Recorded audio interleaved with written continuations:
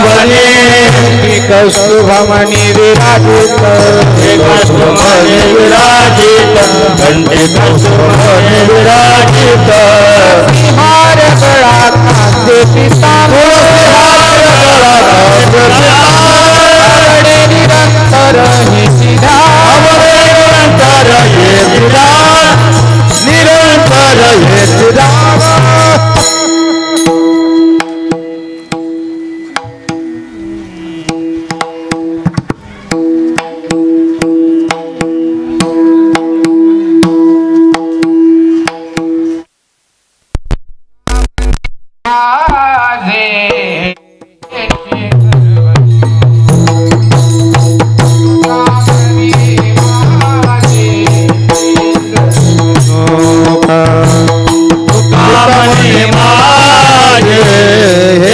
सर्व सुख तुकावने माझे हेची सर्व सुख तुका म्हणे माझे हेची सर्व सुख तुका म्हणे माझे हेची सर्व सुख पाहिन श्रीमुख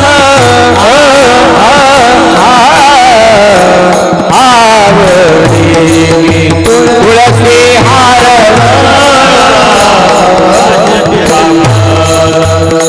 तुळसी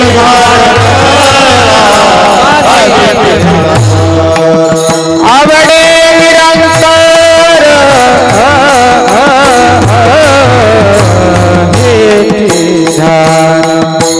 आवडे निरंतर हे दान हो तुळसी हार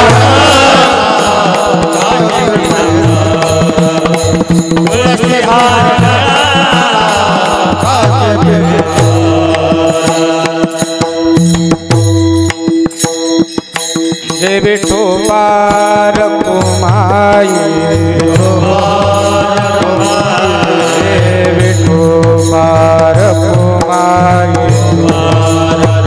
जय विठोबार कुमाई जय विठोबार कुमाई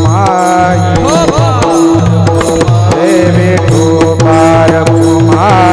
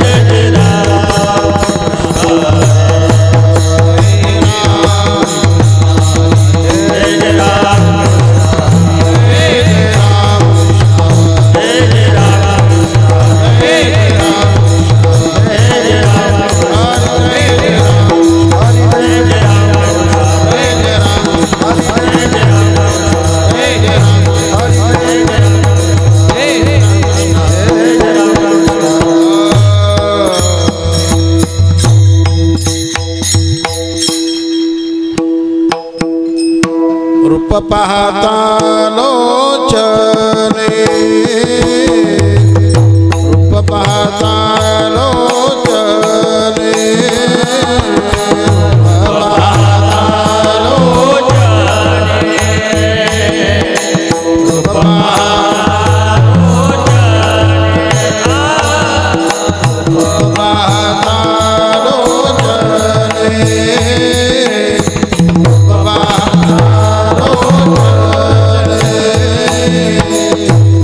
Bye.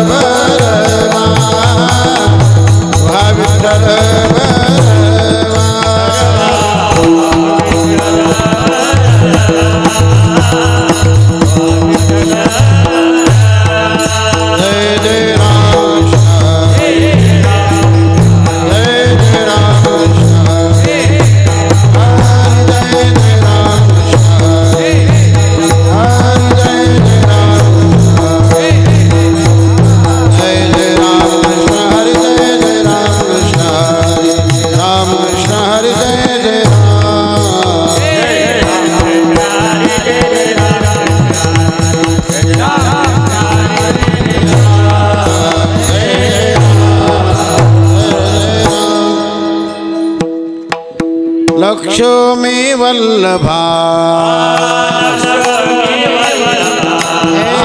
लक्ष्मी वल्लभा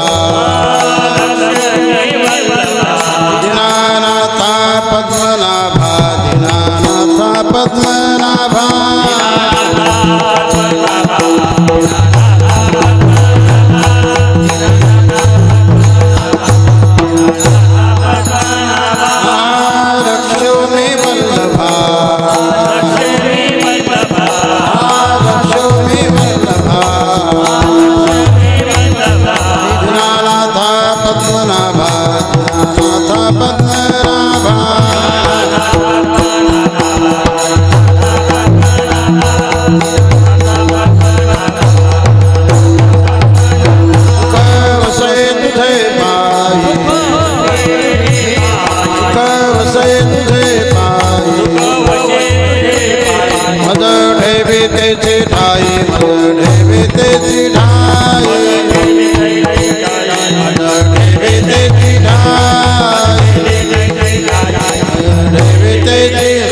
माझी अल्प ही वासना माझी अल्प ही वासना तू उदाहरण चाराना तू उदाहरण चाराना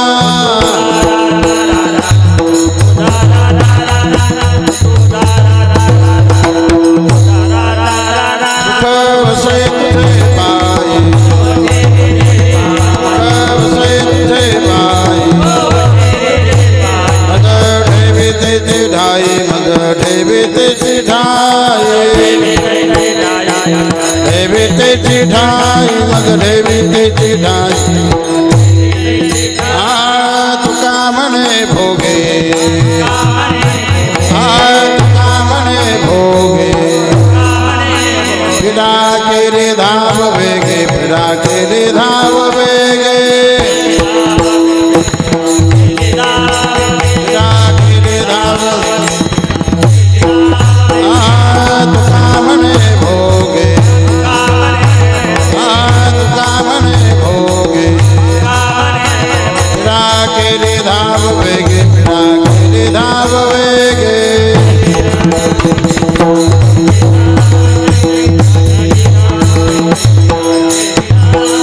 सुख वसे तुझे पाय सुख वसे तुझे पाय मग ठेवे तेचे ढाई मग ठेवे तेचे ढाई ठेवे तेचे ढाई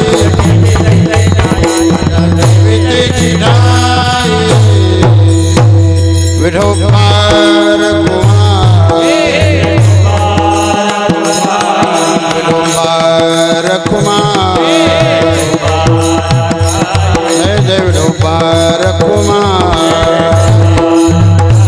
विठोबार कुमार विठोबार कुमार विठोबार कुमार विठोबार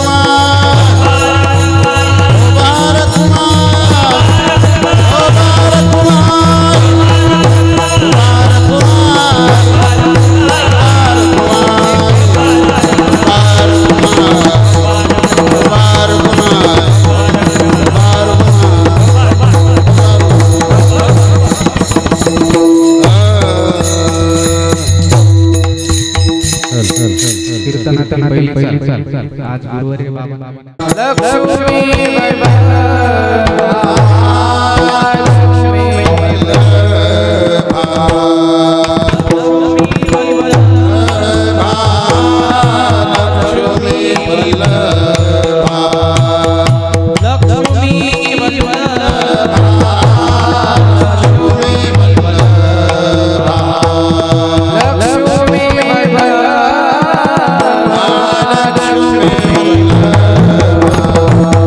लक्ष्मी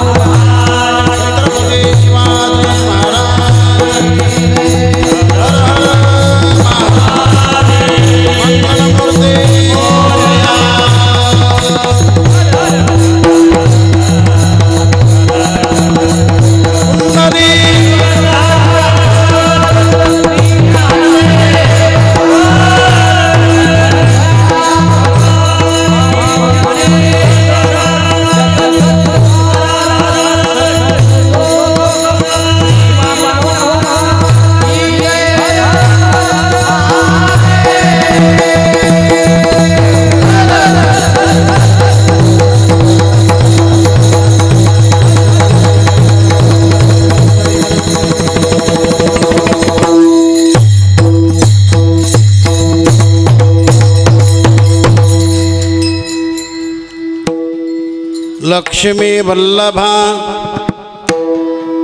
लक्ष्मी वल्लभा दीनानाथा पद्मनाभा सुख वसे तुझे पायी मज ठेवितेची ठाई माझी अल्प हे वासना तू तो उदारांचा राणा सुख वसे तुझे पायी मज ठेवितेची ठाई तुका म्हणे भोगे पिडा केली धाव वेगे सुख बसे तुझे पायी मज ठेवितेची ठाई विठ्ठल विठ्ठल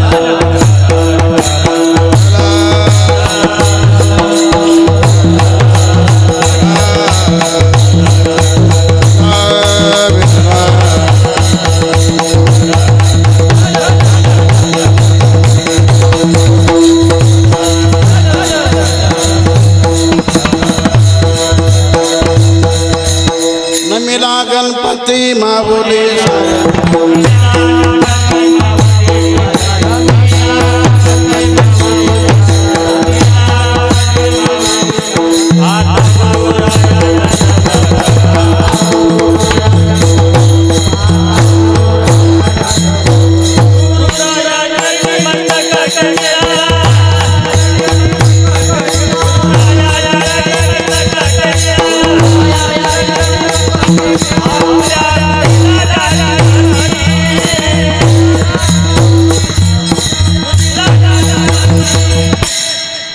पांडुरंगा करू प्रथम नमन दुसरे चरणा संतांचिया त्यांच्या कृपादाने कथेचा विस्तारू बाबाजी सद्गुरु दास तुका ओम नमो ज्ञानेश्वरा करुणा करा दयाळा तुमचा अनुग्रह लाधलो पावन झालो चराचरी मंगल भावना मंगल हारी प्रभु सो दशरथ जिर बिहारी मंगल भावना मंगल हारी उमा सहित देहि जपत पुरारी शिया राममय सगज जगजारी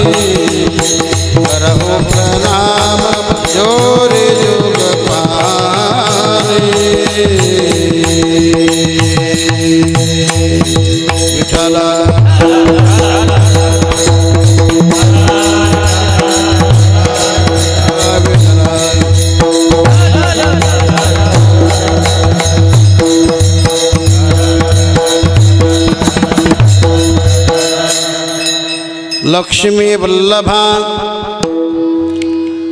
लक्ष्मी वल्लभा दीनानाथा पद्मनाभा सुख बसे तुझे पायी मज ठेवी तेची ठाई प्रस्तुत भगवंताच्या दरबारामध्ये कीर्तन सेवा करण्यासाठी निवड केलेला अभंग संत सम्राट जगद्गुरु तुकाराम महाराज यांचा फार चरणाचा नाही पण 4 चरणाचा अभंग आहे। या अभंगातून महाराज जो अख्ख्या जगाचा चालक मालक प्रतिपालक अशा देवाकडे तुकाराम महाराज प्रार्थना करत आहेत, त्याचं स्तवन करत आहेत। विठ्ठल विठ्ठल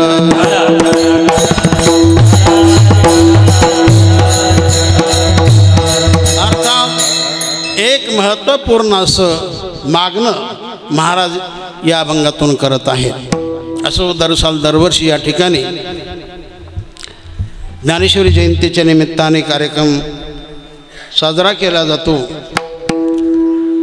तेव्हा याही वर्षी देखील मोठ्या उत्साहाने हा कार्यक्रम सुरू झालेला असून अशा कार्यक्रमातील सप्ताहातील आजची कीर्तन सेवा जे काही नामसप्ताह मंडळ आहे या सर्वांच्या वतीने मला प्राप्त झाली आणि मला कल्पना नव्हती की उद्धव महाराज इथं असतील म्हणून आम्हाला फार मोठा आनंद झाला। हो, आमचा काळ एकच होता आळंदी क्षेत्रामध्ये, उद्धव महाराज कोळपकर,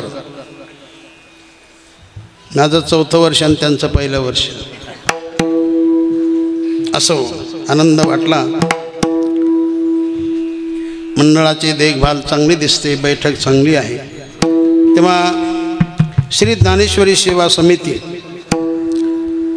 व भोलेश्वर प्रतिष्ठान अध्यक्ष श्री दत्ताभाऊ चिंचवडे यांनी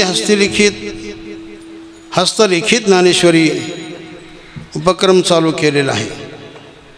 आतापर्यंत 40,000 लोकांनी ज्ञानेश्वरी लिहिलेली आहे आणि पंचक्रोशीतील सर्व महाराज मंडळी या ठिकाणी त्यांचं येणं आहे आणि हे मंडळ सर्वांना आपुलकीने प्रेम देणार आहे. हे महत्त्वाचं आहे. प्रेमाचे देवाणघेवाण ज्या ठिकाणी तर तो खरा कार्यक्रम. विठ्ठल विठ्ठल.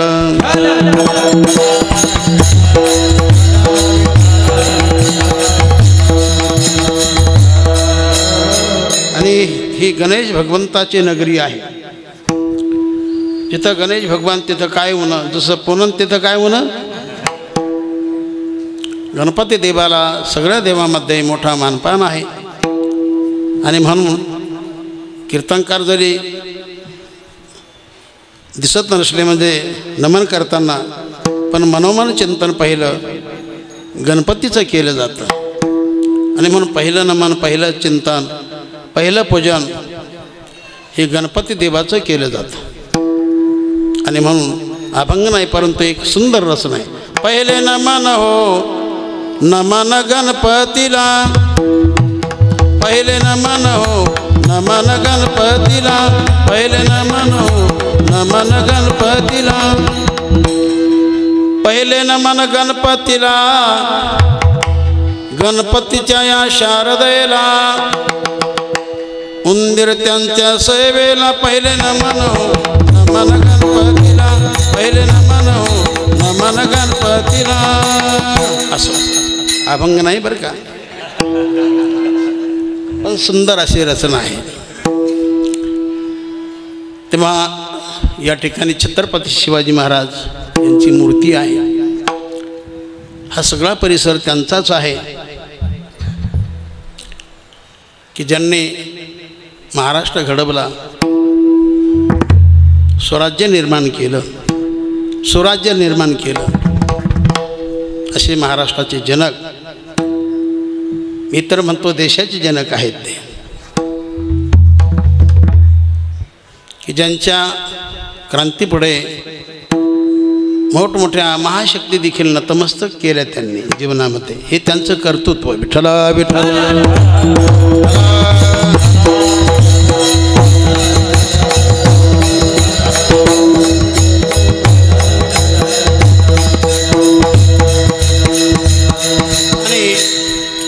जगमान्य असा ग्रंथ गीता ग्रंथ आणि त्याच गीता ग्रंथावर माऊलींनी भाष्य केलं, त्याचंच नाव ज्ञानेश्वरी झालं.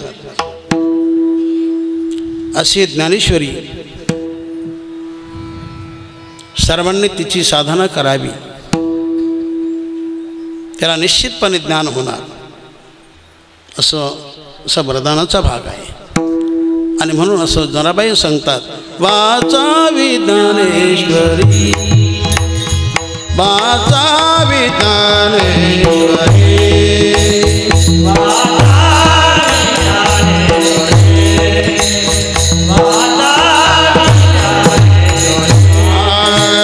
वाचावी ज्ञानेश्वरी, वाचावी ज्ञानेश्वरी.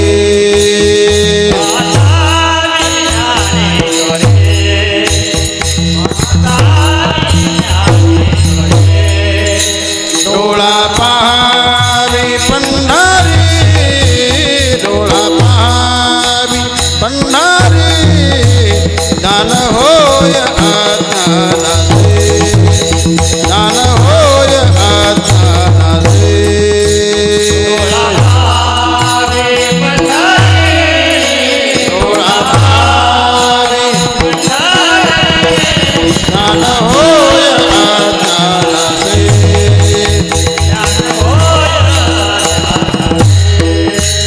ऐसा बर या टिकेसी ऐसा बर या टिकेसी ज्ञान होय अज्ञानाचे ज्ञान होय अज्ञानाचे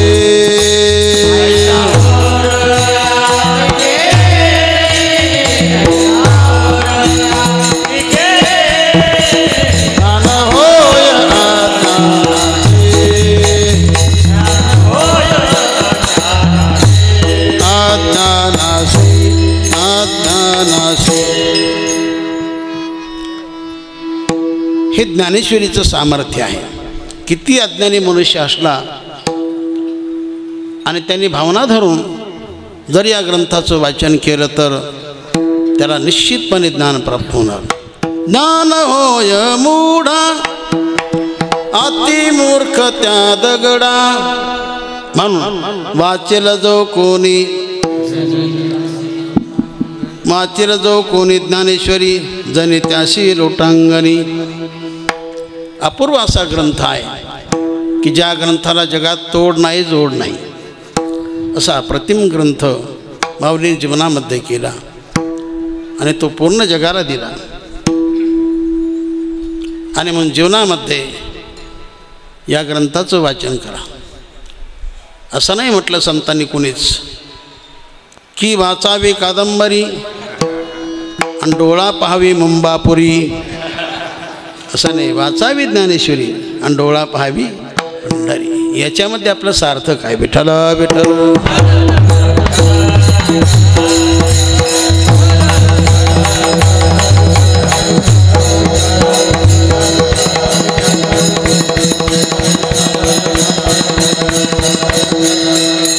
तेव्हा अशा ग्रंथाचं या ठिकाणी आणि पारायण चालू असेलच. दरवर्षी त्यानिमित्ताने सप्ताह साजरा केला जातो आणि म्हणून या मंडळाचं जेवढं कौतुक करावं तेवढं अगदी थोडं आहे. हा ग्रंथ म्हणजे आपल्या महाराष्ट्र भूषण काय अख्ख्या जगाचं भूषण असा हा ग्रंथ आहे. काय त्याच्यामध्ये ज्ञान, काय माऊलीचे दृष्टांत, एकच सिद्धांत त्याला अनेक दृष्टांत.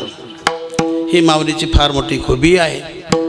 ज्ञान देणारा ग्रंथ आहे आणि अशी साधना जीवनामध्ये ठेवली तर जो जे बांधेल तो तेला हो, त्याला कमी पडणार नाही. कोणती अपेक्षा करा, नैतिक पद्धतीने सर्व इच्छा परिपूर्ण करणारा ज्ञानेश्वरी ग्रंथ आहे. माऊली समर्थ आहेत. विठ्ठल विठ्ठल.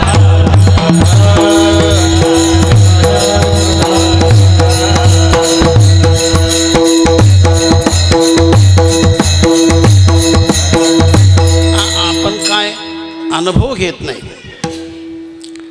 साधना करतो पण अपुरी साधना होते, तिथपर्यंत आपण जात नाही.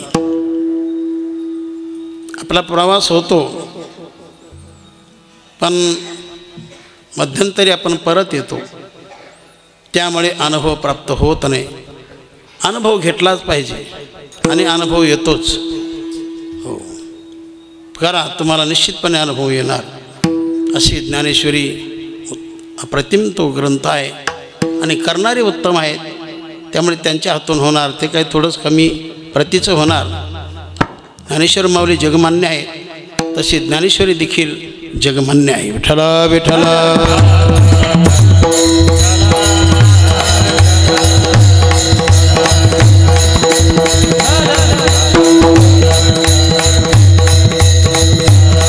असं आजचा हा कार्यक्रमातील अंतिम दिवस रात्रीचा, उद्या काल्याचं कीर्तन आणि म्हणून हा अभंग निवड करण्यात आला. लक्ष्मी वल्लभा दीनानाथ पद्मनाभा सुख वसे तुझे पायी मज ठेविते चिठाई. हे सगळे फोटो वगैरे पाहिल्यानंतर आम्हाला फार बरं वाटलं. सर्व जोग महाराजची सेना मला या ठिकाणी दिसत आहे. जोग महाराजच्या संस्थेची तुमचं अगदी जवळचं नातं दिसतंय असं मला वाटलं. विठ्ठल विठ्ठल.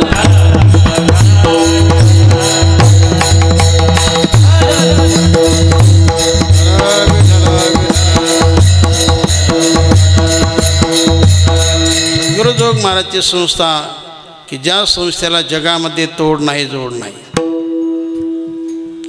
की त्या ठिकाणी विद्यार्थ्याला फी नाही, शिक्षकाला पगार नाही, अशी संस्था जगामध्ये कोणती आहे? 100 वर्ष होऊन गेले तरी संस्था आणखी चालूच आहे आणि ती चालूच राहणार. विठ्ठल विठ्ठल.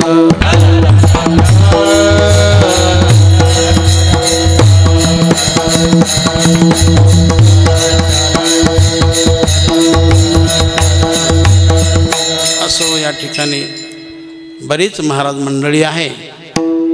इथं काय आमचा परिचय नव्हता, परंतु आमचे प्रेमाचे असणारे जिवलग रामदास भाऊ बडे म्हणून त्यांनी ही कल्पना मला दिली आणि त्यांचं मनोगत देखील आपण सर्वांनी ऐकून घेतलं, म्हणून मला ही सेवा इथं प्राप्त झाली. विठ्ठल विठ्ठल.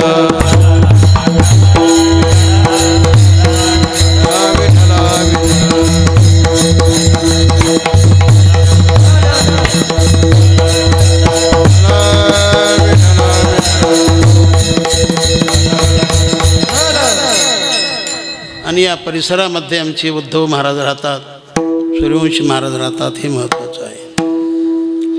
आणखी काही बरेच महाराज मंडळी आहेत, पण मला एवढा परिचय नाही. आणि त्यातली त्यात या परिसराचं एक रत्न म्हणजे चौरंगीनाथ आहे. चौरंगीनाथ म्हणजे उगवता सूर्य आहे, म्हणून त्यांना सांभाळून घ्या, सांभाळा. विठ्ठल विठ्ठल.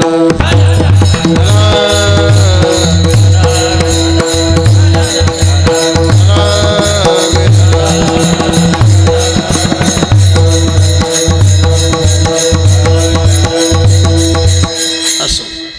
लक्ष्मी वल्लभा दीनानाथा पद्मनाभा, सुख वसे तुझे पायी, मज ठेविते चिठाई. तुकाराम महाराजांनी आपल्या जीवनामध्ये फार फार साधना केली आणि ती सगळी साधना फलद्रूप होण्यासाठी महाराजांनी घरादाराचा त्याग केला. संसाराच्या नावे घालून या शून्य वाढता पुण्यधर्म केला. महाराजांनी डोंगराचा आश्रय केला. ते 3 डोंगर म्हणजे प्रत्यक्ष देवता आहेत, प्रत्यक्ष देवच आहेत. जसं भगवंताचं नाम संताचं नाम घेतलं तर पुण्य होतं, तसं त्या डोंगराचं नाव घेतलं तरी पुण्य होणार आणि तुम्ही केलेलं पाप जाणार. एवढं सामर्थ्य त्या डोंगराच्या अंगामध्ये देखील आहे. विठ्ठल विठ्ठल.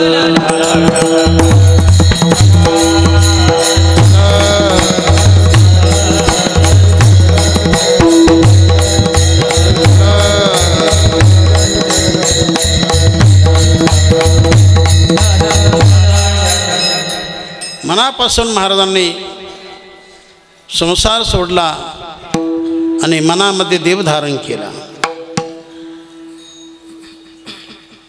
आणि साधना करून तो देव देखील प्राप्त केला. प्रत्यक्ष त्याचं दर्शनही झालं. 15 दिवसा माझे झाला साक्षात्कार, कारण साधना तशी होती. म्हणून माणसाची साधना चांगलीच असेल, माणसाचं अंतःकरण उत्तम असेल की ज्यामध्ये काही नसेल, मग तिथं देवदर्शन होतं. विठ्ठल विठ्ठल.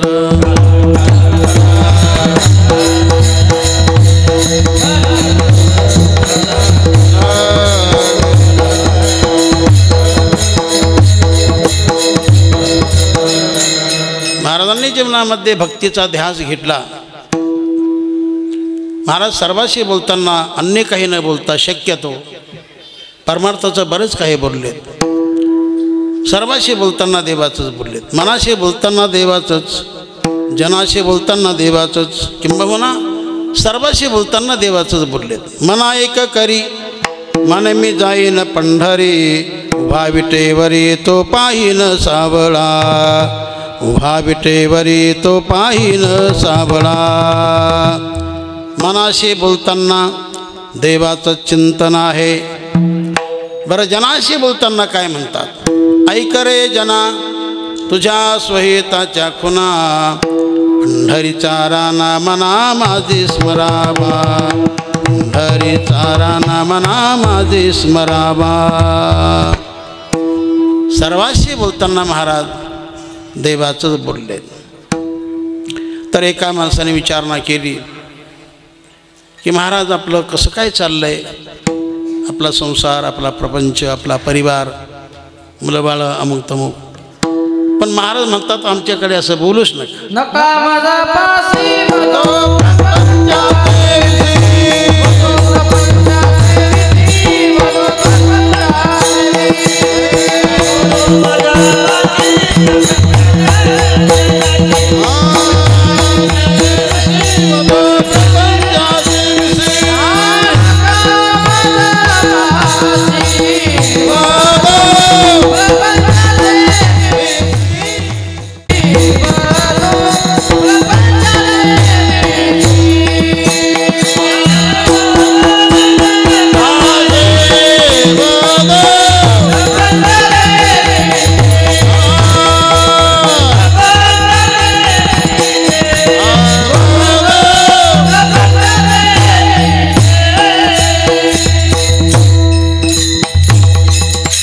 नका मज पासी वदो प्रपंचाचे विसी, आता नाय कवेकानी मज दैवा बिन वाणी, बोलण्याची नाही आता देवा बिन काही. काही माणसाला नाही कळत कोणत्या व्यक्तीकडे कोणत्या शब्दाने बोलावं ते. आमच्या जीवनामध्ये देखील प्रसंग प्राप्त होतात. कीर्तनाला जाताना बरेच काही अशी माणसं भेटत असतात आणि ती काहीतरी विचारत राहतात. एकाने विचारलं महाराज द्या उत्तर आमच्या बोलण्याचं. म्हटलं काय बोलणं तुमचं? म्हटले आडगुडम तिडगुडम, आडगुडम तिडगुडम, एक पाय मोडगुडम तो धापकून पडगुडम. एवढं उत्तर द्या म्हणजे आमचं काम झालं. काही याची गरज नाही पण विचारतात माणसं. तर म्हटलं हा विचार कुठंच कानी पडला नाही आणि कोणत्याच ग्रंथात वाचनात गेला नाही. म्हटलं आमची पूर्णत्वाने मागा, आपणच उत्तर द्या. तर तो मुलशे म्हटलं महाराज याचं उत्तर आहे वावडी. आमच्या परिसरामध्ये त्याला वावडी म्हणतात. तुमच्या परिसरात इकडं त्याला तिभा की तिवाई, हां पतंग पतंग पतंग पतंग हे आपण धान्य बनवत होतो पूर्वी असं वावडी ना, वावडी. तुमचं आमचं एकच आहे वावडी. तर त्या वावडीला आडवी फळी असते. कोणती फळी? आडवी फळी म्हणून आडगुडम आणि 3 पाय म्हणून तिडगुडम. त्या 3 पायापैकी 1 पाय मोडगुडम तर धापकून पडगुडम. विठ्ठला विठ्ठल.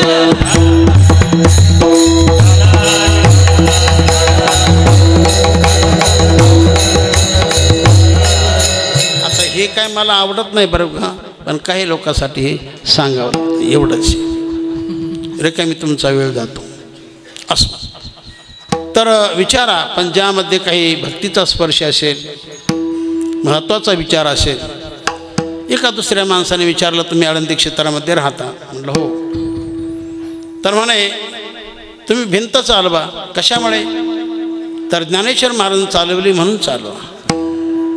मला ज्ञानेश्वर महाराजांनी चालवली पण विनाकारण चालवली नाही, काही प्रसंग प्राप्त झाला म्हणून ती चालवली. तर ज्या वेळेला चांगदेव महाराज माऊलीकडे येताना त्यांनी अनेक शिष्यवर्ग बरोबर घेतलेले आहेत. त्यांनी वाघाचं वाहन केलं, सर्पाचा चाबूक केला. अशा पद्धतीने ते माऊलीकडे आले. जवळपास आल्यानंतर त्यांनी माऊलीकडे निरोप केला की आपल्या भेटीसाठी चांगदेव महाराज अशा पद्धतीने येत आहेत. हा निरोप केल्यानंतर माऊलींनी देखील विचार केला आपल्या भेटीसाठी ते जर वाघावर येतात तर आपण देखील कशावर तरी बसलं पाहिजे, त्यांना आडवं गेलं पाहिजे, त्यांचं स्वागत केलं पाहिजे. आणि म्हणून त्या प्रसंगी माऊलींनी भिंत चालवली. तेव्हा त्यांना मी असं म्हटलं, एक करा, तुम्ही चांगदेव व्हा, मी भिंत चालवतो. एकंदर त्याला चांगदेव होता येत नाही आणि मला भिंत चालवता येत नाही. विठ्ठला विठ्ठला.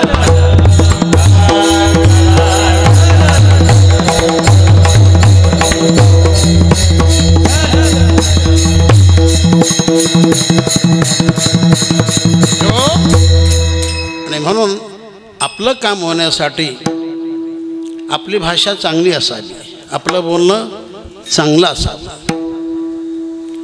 ज्याचं बोलणंच चांगलं नाही त्याचं कामही चांगलं नाही. हो. आणि म्हणून परंपरेचा एक दृष्टांत, एक असा गरीब मनुष्य, त्याला काही आर्थिक अडचण पडली. त्याला होते 3 मुलं.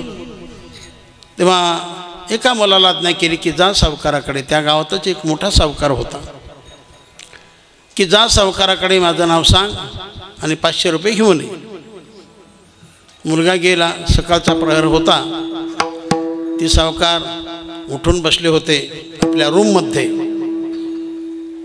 आणि हा गेला आणि म्हटला, बाकी नाही म्हटला, पण गेल्यानंतर त्यांना पाहून तो हसू लागला. अरे म्हणे, हसतो कोणाला? तर म्हणे, तुम्हालाच हसतो. कशामुळे? म्हटले, तुम्ही जर इथं मेले, काही गरज? तुम्ही जर इथं मेले तर तुम्हाला बाहेर कसं काढायचं? कारण ते सावकार आगडबंब होते, लय जाडजूड, फार जाडजूड. अरे म्हटले, माझ्या मरणापर्यंत चाललाच. उठले, 2-4 ठोके लावले, सेवकाला हाक मारली, का खोलीत कोंडून टाकलं. बराच वेळ झाला तरी गेलेला मुलगा येत नाही. याकरता त्या पित्याने दुसऱ्या मुलाला पाठवलं. दुसरा मुलगा आला. सावकारानं विचारणा केली, माझा भाऊ तुमच्याकडे आला होता? हो, आला होता. त्याने मूर्खपणा केला बोलण्यात, म्हणून त्याला प्रसाद दिला, कोंडून टाकलाय. मग तो म्हटला, त्याला काय करायची? म्हणजे काय निवेदन सगळं केलं सावकाराने. त्याला काय गरज पडली? तुम्ही जरी इथं मेले तर तुम्हाला बाहेर काढण्याची गरज नाही. जरी मेले तर तुमच्या देहाचे तुकडे तुकडे करून तुम्हाला बाहेर काढलं असतं. त्याला काय पडलंय? अरे म्हटले, तू तर त्याच्यापेक्षा वेगळा दिसतोस. लगेच उठून त्याला 2-4 तडाखे लावले, ठोके लावले, त्याला कोंडून टाकलं. गेलेले 2ही मुलं येत नाहीत. याकरता त्या पित्याने तिसरा जो मुलगा होता त्याला पाठवलं. तिसरा मुलगा आला आणि सर्व काही विचारणा केली. आणि झालेला प्रसंग सावकाराने त्याला देखील निवेदन केला. मग हा तिसरा म्हणून लागला, त्यांना काय गरज पडली? अहो, तुम्ही इथं जरी मेले तर तुम्हाला बाहेर काढण्याची गरज नाही, तुमचे तुकडे करण्याचीही गरज नाही. तुमच्या घरालाच आग लावून दिली असती, मिळतील पैसे. त्याला 2-4 ठोके लावले, त्याला कोंडून टाकले. एकंदर ज्याची भाषा चांगली नाही, बोलणं चांगलं नाही, त्याचं काम कधीच चांगलं नाही. विठ्ठला विठ्ठला.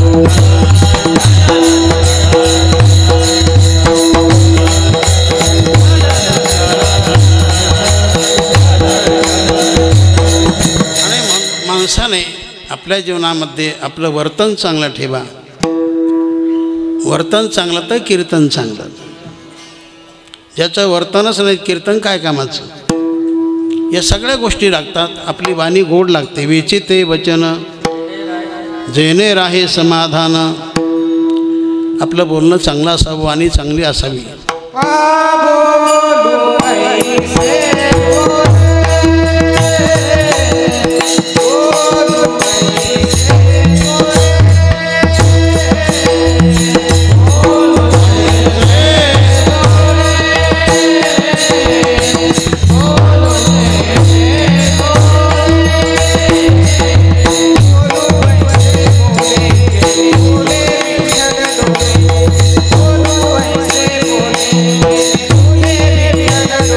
बोले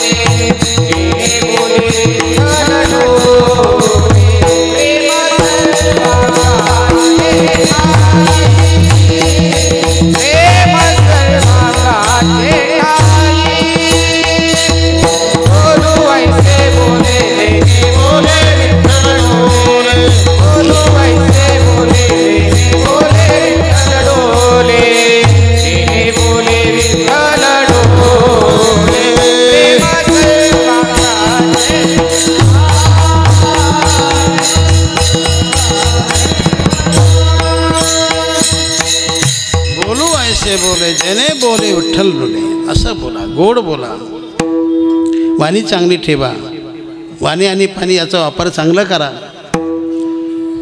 वाणीने भलतंच बोलू नका, चांगलं बोला, गोड बोला. म्हणून आपली भाषा चांगली असावी, बोलणं गोड असावं, भलत्याचं काम होत नसतं.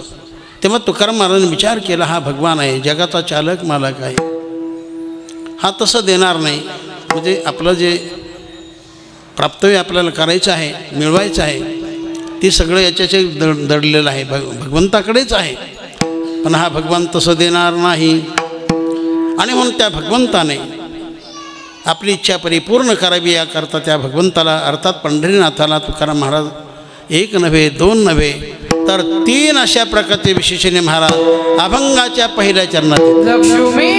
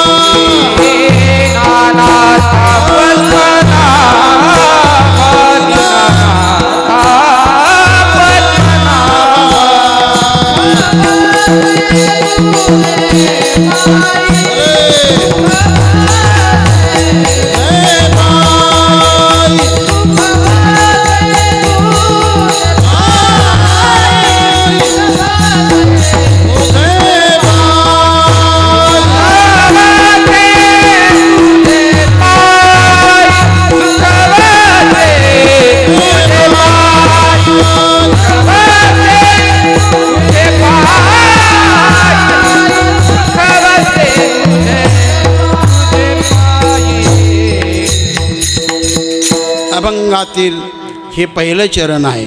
लक्ष्मी वल्लभा दीनानाथ पद्मनाभा. तर हे देवा, हे भगवंता, आपण सामान्य नाहीत. आपण कोण? लक्ष्मीचे पती आहात. वल्लभ या शब्दाचा अर्थ पती असा होतो, मालक, स्वामी वगैरे. आणि पती शब्द हा नेहमी आलेला दिसतो, त्या शब्दाचा सर्वांना परिचय आहे. राष्ट्रपती, सेनापती, सभापती, छत्रपती, उद्योगपती, करोडपती, महीपती, उचापती, कुरापती, भरपूरपती असो, इतर सोडा, पण पती हा शब्द उच्च प्रतीचा आहे. तर देव, आपण सामान्य नाहीत. जी सर्वांची मातृस्थान, पूर्ण जगाची मातृस्थान जी लक्ष्मी देवी, अशा समर्थ देवीची आपण लक्ष्मीचे कोण आहात? पती आहात. तुम्ही आम्ही सर्व लक्ष्मी पुत्र आहोत, पण लक्ष्मीचा मालक फक्त एकच भगवानच. विठ्ठल विठ्ठल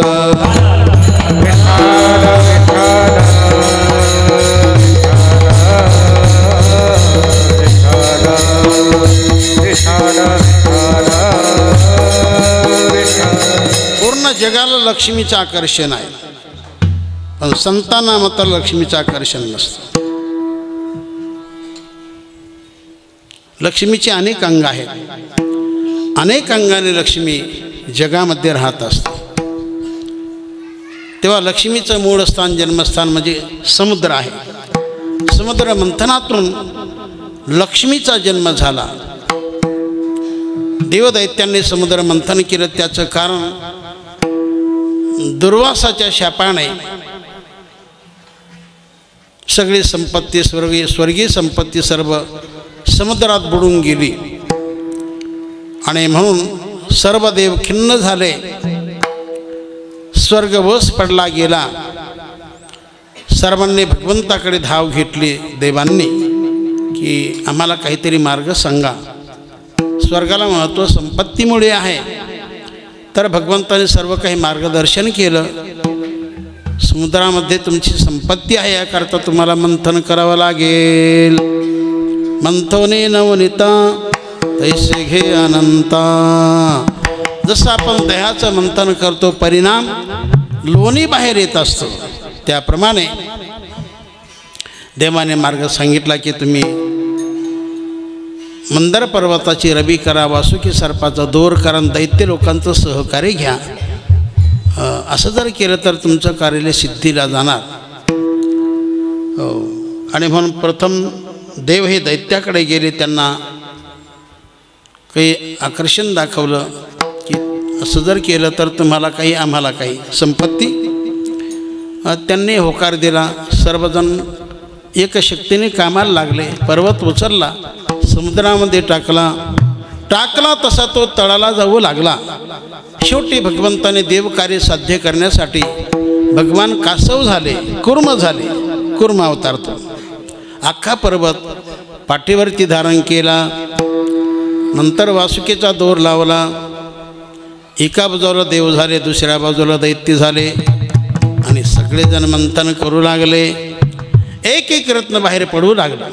असे बरेच रत्न बाहेर पडले. 14 रत्न बाहेर आले. एक असा श्लोक आहे पहा. तर तो श्लोक शक्यतो लग्नामध्ये म्हटला जातो. तो आपण नेहमी ऐकतो. आला मला म्हणण्याची सवय नाही, पण जर हुकलं चुकलं तर सांगा. लक्ष्मी कौस्तुभ पारिजातक सुरा धन्वंतरिश्चंद्रमा गावक्का मधुधा सुरेश्वर गजो रंभादिदेवांगना अश्वसप्तमुखी विषंहरिधनु शंखो मृतं चाबुधे रत्नानिह चतुर्दशं प्रतिदिनं कुर्यात् सदा. आता पुढचं घेऊ नका. तर या श्लोकामध्ये 14 रत्नांचा विचार आला. पैकी भगवंताने लक्ष्मी नावाचं रत्न आपल्याकडे घेतलं. एकच घेतलं का महाराज? 4 का 5 भगवंतानेच घेतलेले आहेत. विठ्ठल विठ्ठल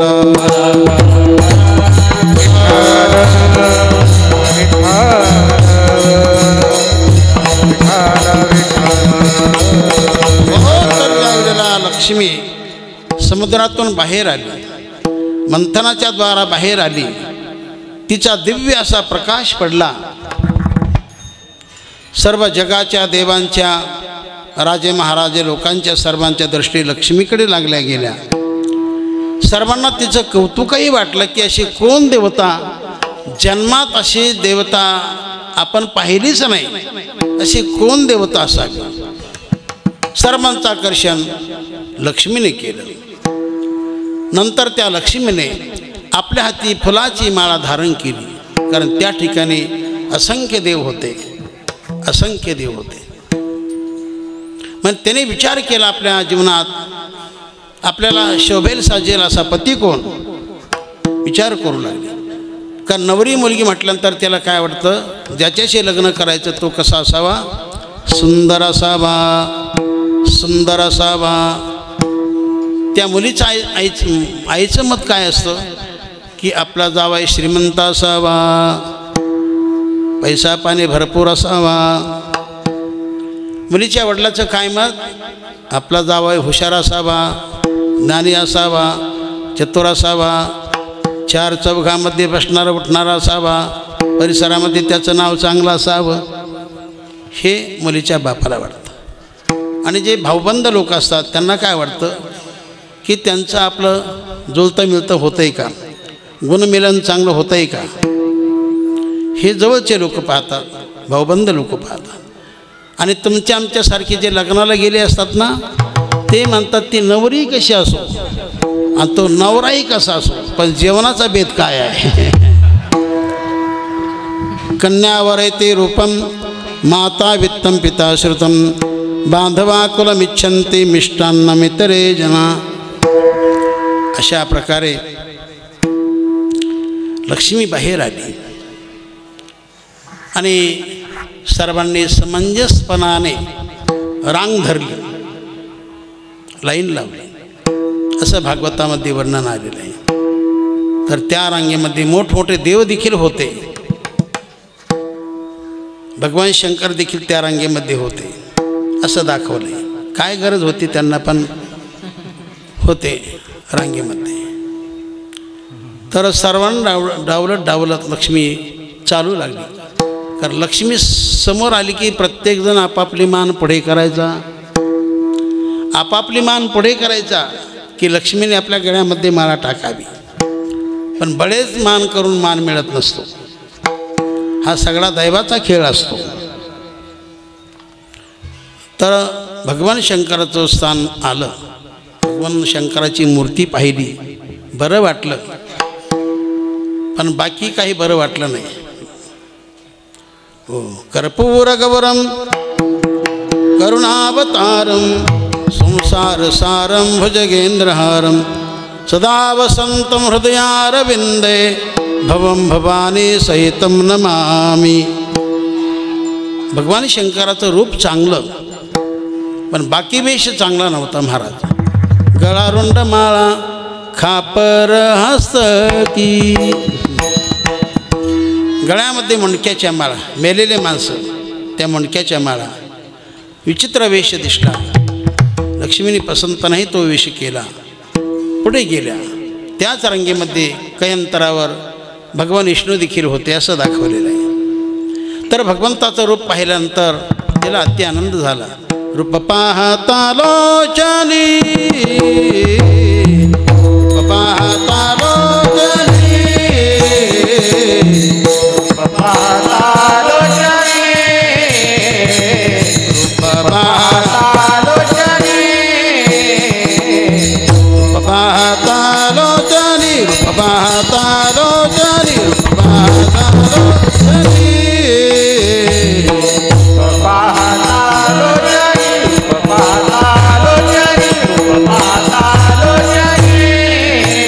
रूप पाहता लोचनी, सुख झाले ओ साजनी, विठ्ठल बरवा, विठ्ठल बरवा.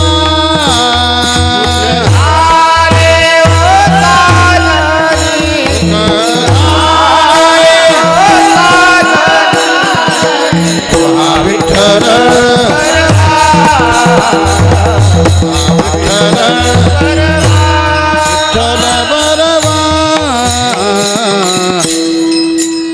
रूप पाहता लोचनी, सुख झाले ओ साजनी, अति आनंद झाला.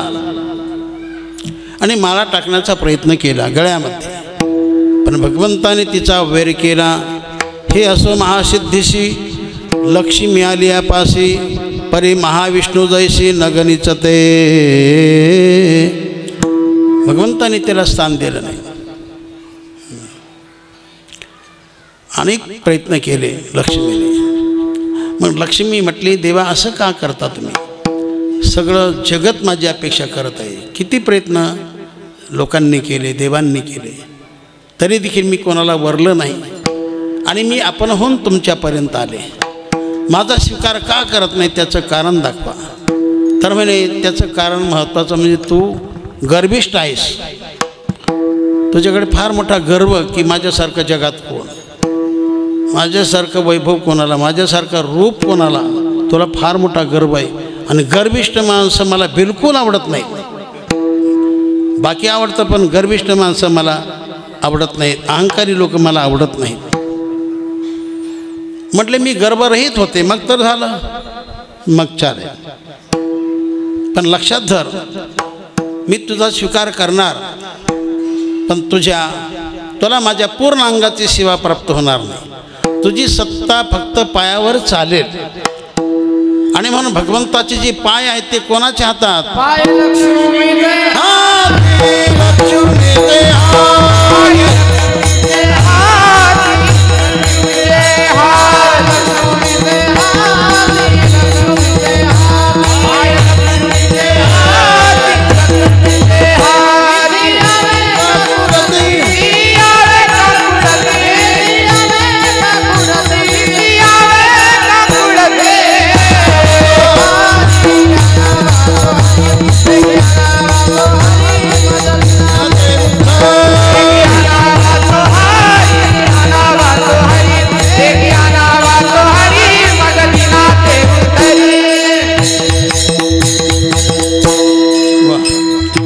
लक्ष्मीचे लक्ष्मीचे हाती तेशी आवे का कुळते वेगी आणाव तो हरी माझा दिना ते उद्धारी. अशा प्रकारे लक्ष्मी वल्लभा हे पहिलं विशेषण भगवंताला महाराजांनी दिलं. बरं दुसरं विशेषण कोणतं ते लवकर सांगा. दीनानाथा हे दुसरं विशेषण आहे. भगवान सकळ दिनांचा नाथ आहे. आणि या ठिकाणी जो नाथ शब्द आला हा शक्तिवाचक असा आहे की ज्याकडे कर्तुम शक्ती, अकर्तुम शक्ती, अन्यथा कर्तुम शक्ती, अर्थात सगळ्या प्रकारच्या शक्ती ज्याच्याकडे प्राप्त असतील त्याला नाथ असं म्हटलेलं आहे. आपण कोणालाही नाथ म्हणतो पण खरा नाथ ज्याच्याकडे सगळ्या शक्ती प्राप्त असतात तो खरा नाथ. म्हणजे जगामध्ये भगवान नाथ, जगामध्ये संत नाथ. ठराविक शक्ती त्यांच्याकडे असतात. छत्रपती शिवाजी महाराजाकडे शक्ती देखील होती, फार मोठी शक्ती होती. तुकाराम महाराजाकडे शक्ती होती. हो, तुकाराम महाराजाकडे भक्तीची शक्ती होती, महाराजाकडे अंगाची शक्ती होती, असं आहे ना. आणि रामदास स्वामीकडे युक्तीची शक्ती होती. विठ्ठल विठ्ठल. हो, तुकाराम महाराजाकडे भक्ती, रामदास स्वामीकडे युक्ती, छत्रपती शिवाजी महाराजांकडे शक्ती. म्हणून महाराष्ट्राचं स्वराज्य झालं, स्वराज्य झालं. विठ्ठल विठ्ठल.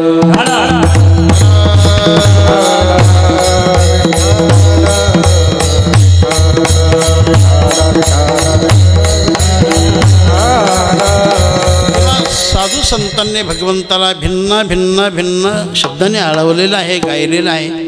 कुठे साधू संत भगवंताला असं म्हणतात, अनाथाचा बंधू विठ्ठल कृपा सिंधू, अनाथाचा बंधू विठ्ठल कृपा सिंधू, तोडी भव बंधू यम पाश, विठ्ठल गीती गावा, विठ्ठल गीती गावा, विठ्ठल गीती गावा, विठ्ठल गीती गावा.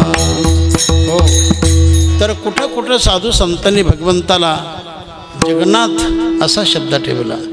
माय जगन्नाथ बाप जगन्नाथ, माय जगन्नाथ बाप जगन्नाथ, अनाथाचा नाथ जनार्दन, अनाथाचा नाथ जनार्दन, माय जगन्नाथ बाप जगन्नाथ, माय जगन्नाथ बाप जगन्नाथ. तर कुठं कुठं साधू संतांनी भगवंताला दिनांची माऊली असा शब्द ठेवला. नामदेव महाराज बोलतात ना, दिनांची माऊली आज म्या देखी, दिनांची माऊली आज म्या देखी,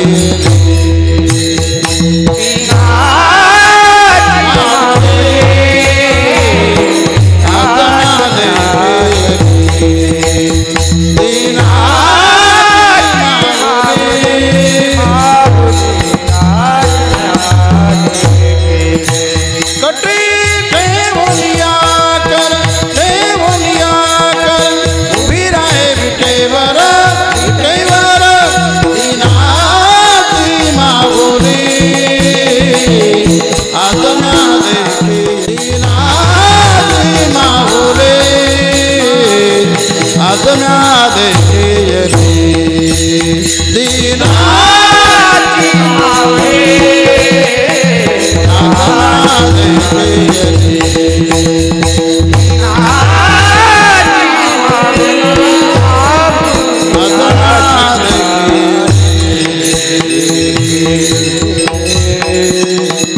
दिनांची मावली अजम्या देखिली कटी ठेवून या कर उभे राहे कशावर उभे राहे विटेवर.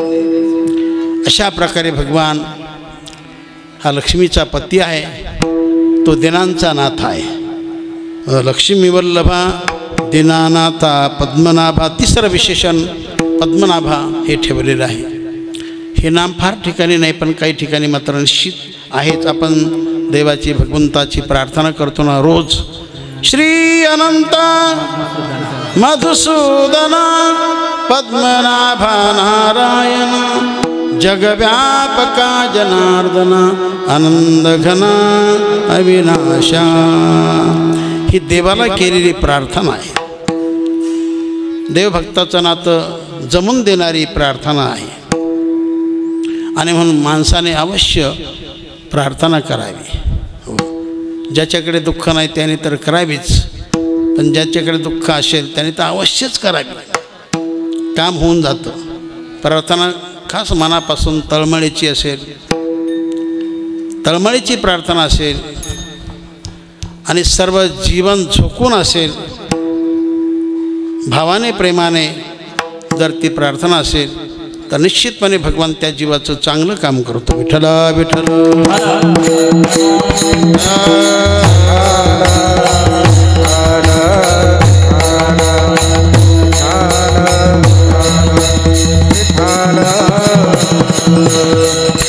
म्हणजे भगवान त्याला कमी खर्चाची वाट दाखवतो.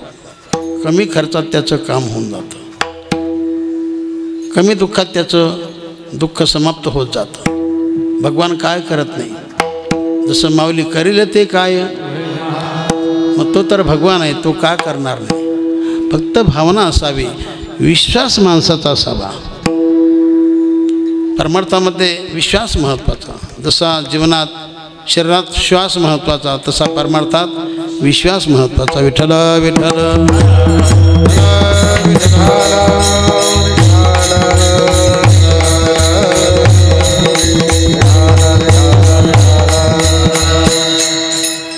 लक्ष्मी वल्लभा दीनानाथा पद्मनाभा असे 3 विशेषणे महाराजांनी दिलेले आहेत भगवंताला.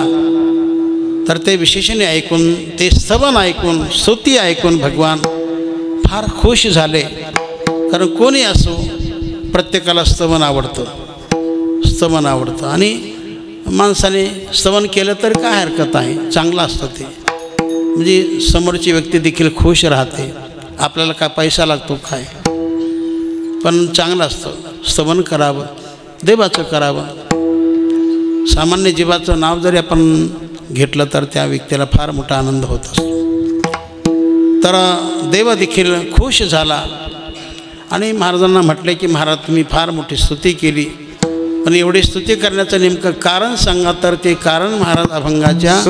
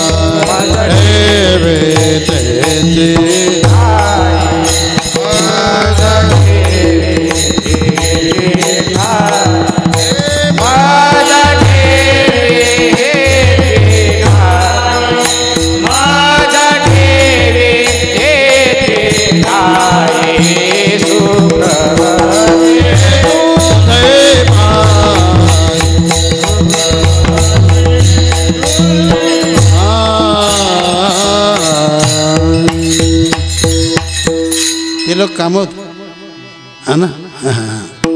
माधवराव सुकाळे माझे जीवीची आवडी. वा छान चाल आहे, गोड चाल आहे. बस सुख वसे तुझे पायी मज ठेवी त्याची ठाई. अर्थात ते सुख मला प्राप्त करून द्या, कारण सुख खरं देवाकडे आहे. तुझे पायी सुख किती आहे? तुझे पायी सुख सर्व आहे. सर्व सुख जगामध्ये नाही, सर्व सुख देवाकडे संताकडे आहे. ती ओरिजिनल आहे. जगातलं सुख हे कृत्रिम आहे, नष्ट होणार आहे, काही वेळेपुरतं आहे. विठ्ठल विठ्ठल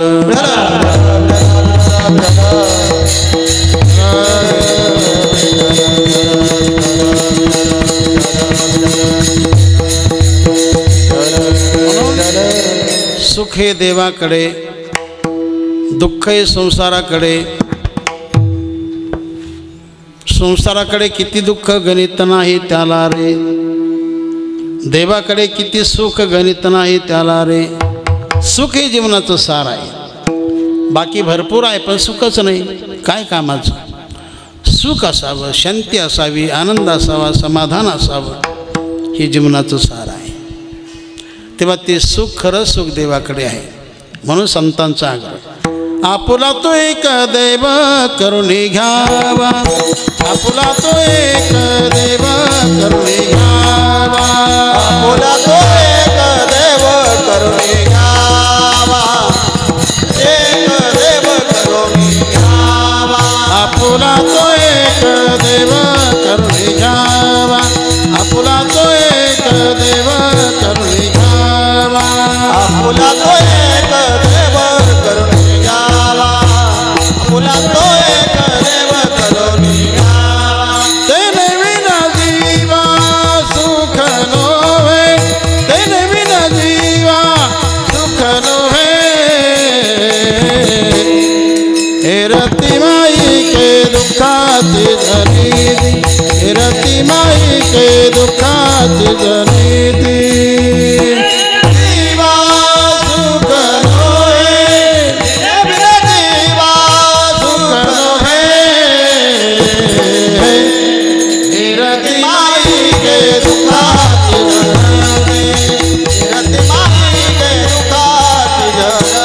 दुःखाची जनिती. तेव्हा सुख हा देवाचा निसर्ग, दुःख हा संसाराचा निसर्ग आहे. संसारामध्ये अनंत दुःख आहे. म्हणून तुकाराम महाराज बोलतात, अनेक दुःखे सांगू मी किती. सकळ संसाराची स्थिती नसा हे पाषाण फुटती. भय काप चित्ती भरलासे. या संसारामध्ये अनेक दुःख, अनेक दुःख, अनेक दुःख, अनेक दुःख.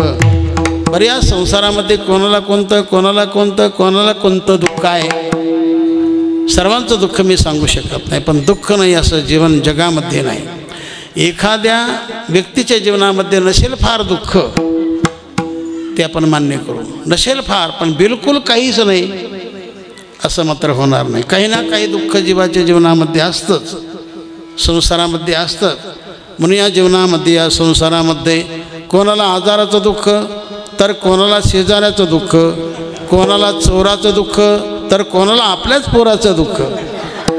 असा प्रत्येकाचा अनुभव आहे. विठ्ठल विठ्ठल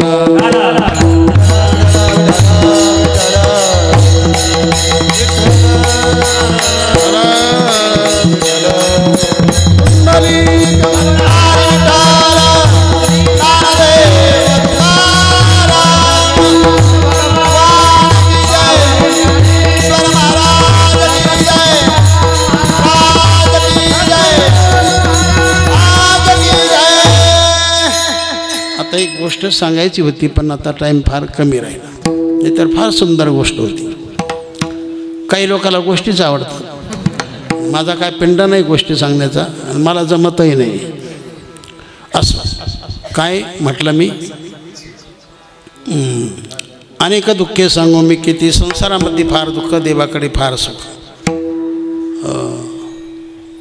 आणि म्हणून जीवनामध्ये सुखाला मानपान आहे, दुःखाला मानपान नाही. दुःखाचा कोणी स्वीकार करत नाही आणि सुख होईल याकरता आपण देवाचीच कास धरावी. विठ्ठल विठ्ठल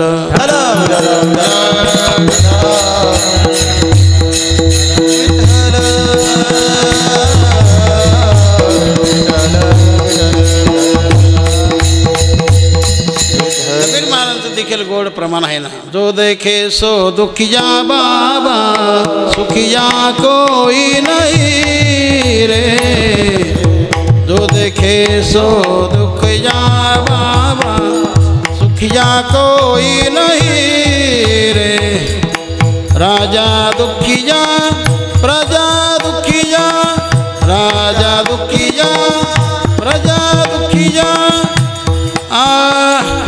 दुखिया घर बैरागी दुखिया घर बैरागी. दुख के कारण सुखदेव ने उतरी माया त्यागी. जो देखे सो दुखिया बाबा जो देखे सो दुखिया बाबा. सर्व जीव हे दुःखी आहेत. पण एक माणूस म्हटला महाराज तुम्ही म्हणता सर्व दुःखी पण एक सुखी आहे. निर्लज्जम सदा सुखी हे म्हणण्यापुरतं आहे. विठ्ठल विठ्ठल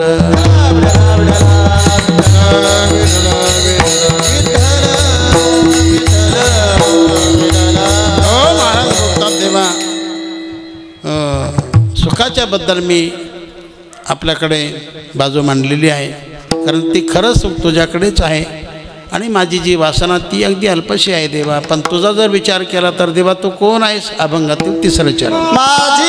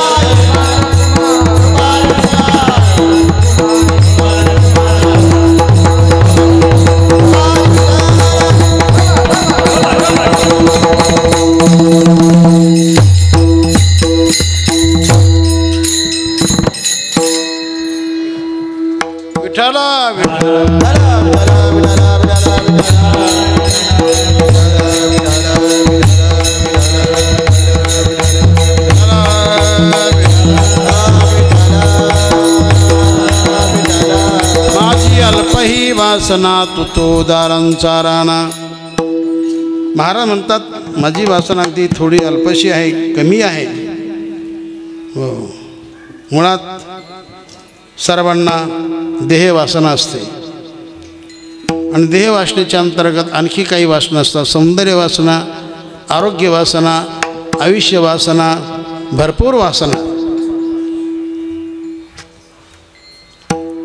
पण महाराज म्हणतात तुझा जर विचार केला देवा, तू उदारांचा राजा आहेस. उदार तू हरी ऐशी कीर्ती चराचरी अनंत हे थोरी गर्जता ती पवाडे. तुझ्यासारखा उदार जाता कोण आहे, तुझा ऐसा कोण. उदाराची राशी आपुलेची देशी पददासा, आपुलेची देशी पददासा. भगवान सगळ्यामध्ये उदार आहे. चराचरामध्ये भगवंताची कीर्ती आहे. आपलं पद देखील भगवान दासाला देऊन टाकतो, भक्ताला देऊन टाकतो.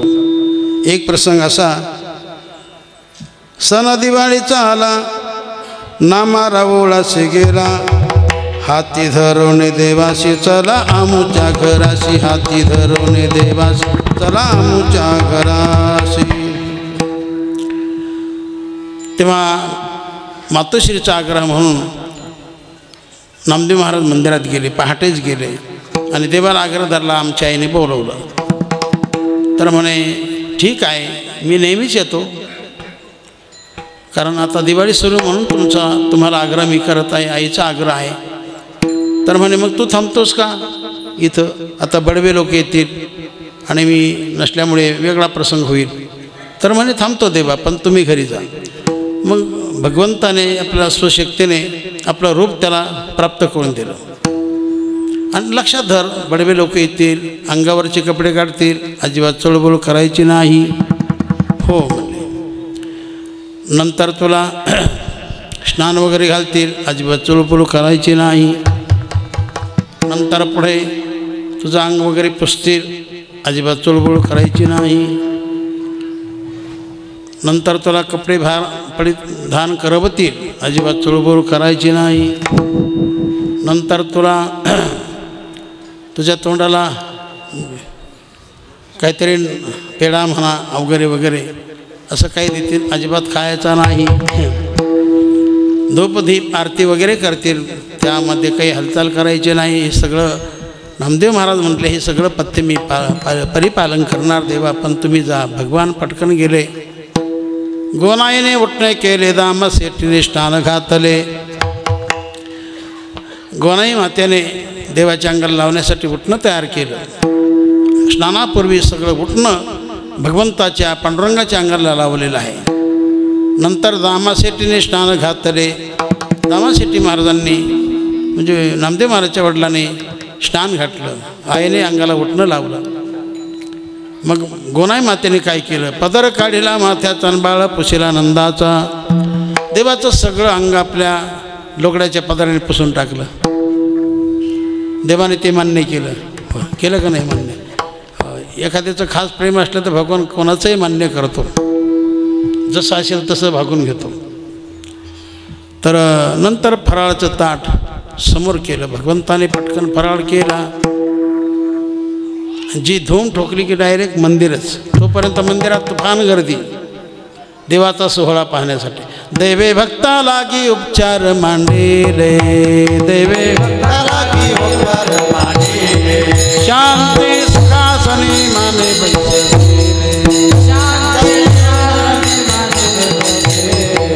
करुणे तन्मयाची छत्र गौरविले.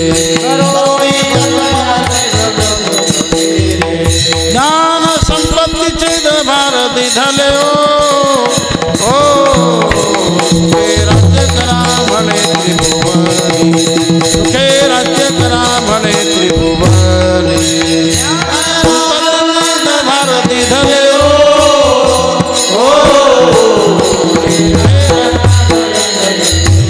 हे सुखे राज्य करा म्हणे त्रिभुवनी.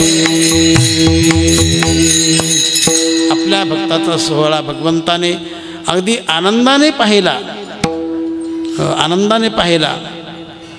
टाचावर करून पाहिला की आपल्या भक्ताचा सोहळा स्वतः भगवंतांनी आपलं पद देखील आपल्या भक्ताला देऊन टाकलं. असा जगामध्ये कोण उदार आहे? कोणी खुर्ची देतं का? कोणी आपली खुर्ची देऊ शकत नाही, पण भगवान आपली खुर्ची देतो, आपलं पद देतो. तुझा ऐसा कोण उदाराची राशी आपुलेची देशी पददासा आपुलेची देशी पददासा. असा भगवान उदार आहे आणि आपल्याकडे देखील काहीतरी उदारता असावी. नका देऊ फार, पण थोडं तरी काहीतरी, कारण दिल्याशिवाय मिळत नाही. जसं चावल्याशिवाय गिळत नाही, ऐकल्याशिवाय कळत नाही, तसं दिल्याशिवाय मिळत नाही. म्हणून देण्याची सवय ठेवा. प्रत्येकाने थोडं थोडं, नसेल फार पण थोडं थोडं. अति गरीब असेल तर त्याला बंधन नाही, पण ज्याच्याकडे असेल त्याने द्यावं. असून देत नसेल, गरीब असून भक्ती करत नसेल, त्या दोघाच्या गळ्याला दगड बांधा आणि खोल पाण्यात त्यांना बुडवा. फक्त आमचं नाव सांगू नका. दरिद्री न करी भजन कीर्तन, न करी संताची नमन, त्याची गळा बांधून पाशान समुद्रात जाण बुडवावा. समुद्रामध्ये बुडवा. गाठी असता धन, जो न करी धर्मदान, त्याची गळा बांधून पाशान समुद्रात जाण बुडवावा. माणसाने दातृत्व काहीतरी असावं. दातृत्व जसं महाराज म्हणतात, तुका म्हणे फार थोडा तरी, तुम्ही उपकार फारच करा, नाही जमलं तर थोडा तरी काहीतरी. कर्तृत्व माणसाकडे असावं, दातृत्व माणसाकडे असावं, नेतृत्व काहीतरी उद्धव महाराज असावं. हो, नसेल तर काही अपेक्षा करू नये, पण आलं तर सोडू नये. विठ्ठला विठ्ठल.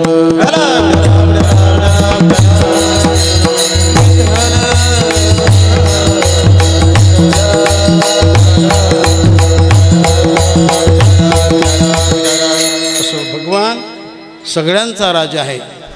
म्हणून आपण देखील काहीतरी उदारता करावी, काहीतरी देण्याचा प्रयत्न करावा. कारण दिल्याशिवाय मिळत नसतं, हे असं शास्त्र आहे की द्या नंतर मिळेल. दानात धनम वर्धते, दान केल्याने धन वाढलं जातं. पण ते दान चांगल्या ठिकाणी करा, वांगल्या ठिकाणी करू नका. वांगल्या ठिकाणी केलेलं दान कधीच उपयोगाला पडत नाही आणि चांगल्या ठिकाणी केलेलं दान कधीच वायाला जात नाही. नम्रतेने करा दान. काही करतात पण अहंकाराने करतात. म्हणून दान करो गरीबे से बाबा, दान करो गरीबे से बाबा, मगरूरे से धोखा है. तू कहेगा मैं दाता हो, माल कहाँ से लाया है. दान नम्रतेने करा, चांगल्या ठिकाणी करा, त्याची पावती तुम्हाला मिळून जाणार. तुकाराम महाराज म्हणतात शेवटी, तुका म्हणे भोगेन पिढा केली, तुका म्हणे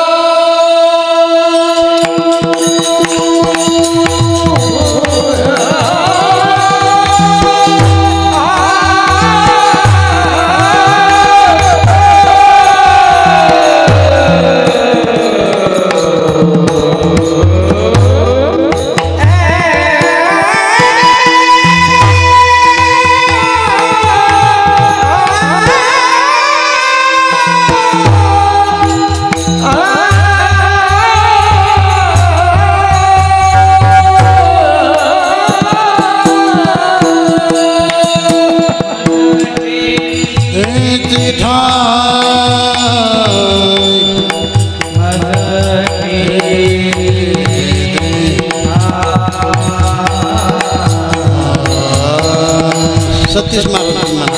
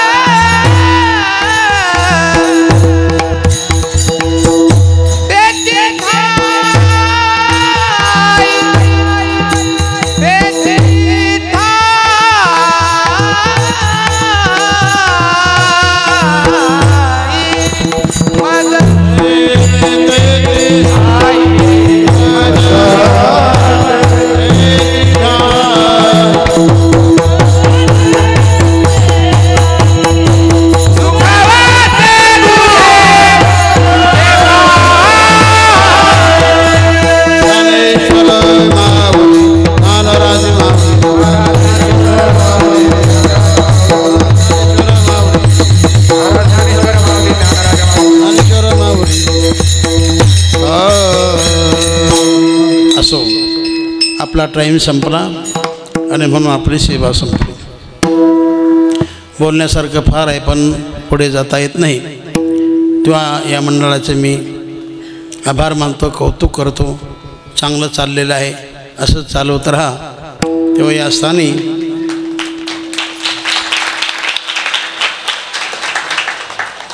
ही झालेली सेवा गणपती देव महाराज तथा गजानन महाराज, छत्रपती शिवाजी महाराज, भोलेश्वर भगवान, ज्ञानेश्वरी माता आदी करून सकळ संतजन देवजन तथा आपण सर्वांच्या चरणी ही सेवा तथा सद्गुरू जोग महाराज, आमचे सर्व गुरुजन मंडळी, संत वामनभाऊ महाराज, भगवान महाराज या सर्वांच्या चरणी सेवा तथा बोधे बाबा या पवित्र चरणी सेवा अर्पण करतो आणि याच ठिकाणी सेवेला विराम देतो. विठ्ठल जय जय विठ्ठल.